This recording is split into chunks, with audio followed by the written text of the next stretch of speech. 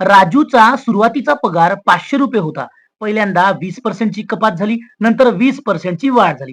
तर त्याच्या पगारात काय बदल झाला? तर बघा, असे प्रश्न आपल्याला नेहमी कोणत्या ना कोणत्या परीक्षेमध्ये दिसत असते. तर बघा, पहिल्यांदा 20% ची कपात आणि नंतर 20% ची वाढ.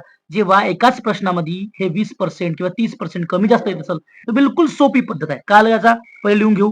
500 गुणिला 20% ची कपात म्हणजे 100 मध्ये 20% कमी करू. काय येईल सांगा? 80 भागीला 100 बरोबर आहे. गुणिला पुन्हा 20% ची वाढ म्हणजे काय सांगा? 120 भागीला 100 बरोबर नाही? वाढ म्हणजे 120. आता बघा 1 0 2 0 1 0 2 0 4 0 कटले. 1 2 3 4 करायला बघा 5 गुणिला 8 गुणिला 12 बरोबर आहे. आता बघा 8 पंचे 40 गुणिला किती? 12. आता कोणी सांगा 12 48 आणि हा 0 झाले 480. आता मला सांगा सुरुवातीचा पगार किती होता? 500. नंतरचा पगार किती आहे? 480. म्हणजे 20 रुपयाचा फरक पडला का नाही पडला?